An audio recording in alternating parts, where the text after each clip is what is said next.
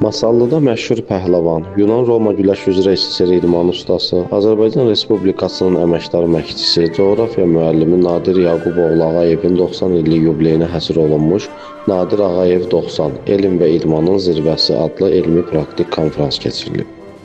Ərkivan Xeyriyyə Cəmiyyətinin təşkilatçılığı ilə baş tutan tədbir Masallı Asan Həyat kompleksinin Cinema Time kino zalında gerçəkləşib. Konfransda tanınmış ziyalılar, idman mütəxəssisləri, media nümayəndələri, elm və təhsil işçiləri iştirak ediblər.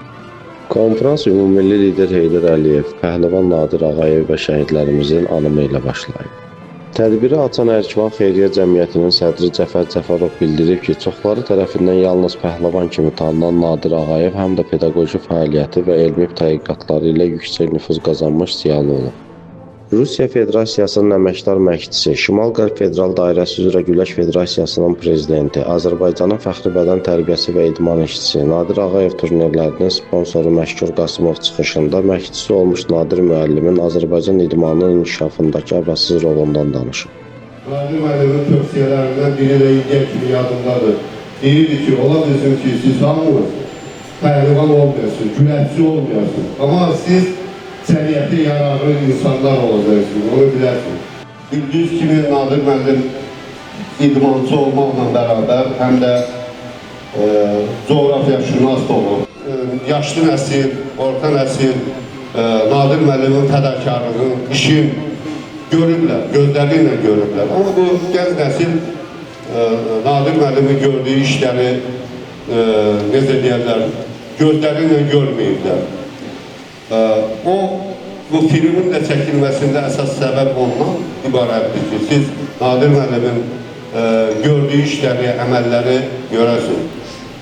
Biləsiniz ki, Nadir müəllim necə insan olub, necə məşqçi olub, necə pedaqoq olub.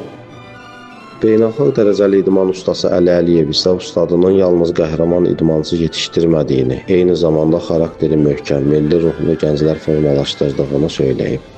Konfransda beynəlxalq dərəcəli hakim, Azərbaycan Respublikasının əməkdar məşqçisi Qərib Əliyev çıxış edərək onun idmançı və məşqçi kimi fəaliyyətindən danışıb, güləş öyrətməklə yanaşı həyat dərsi də verdiyini bildirib. Azərbaycan İdman Jurnalistləri Assosiasiyasının Cənub bölgəsi üzrə nümayəndəsi, Azərbaycan Jurnalistlər Birliyinin Masallı rayon təşkilatının sədri Akif Ağayev ustadın həm güləşin, həm də tarix-coğrafiya elminin təbliğində apardığı dəyərli işləri diqqətə çatdırıb. Tədbir çərçivəsində ustad pəhləvanın həyat və fəaliyyətindən bəhs edən Pəhləvanın Sərnaması sənədli filmi nümayiş etdirilib.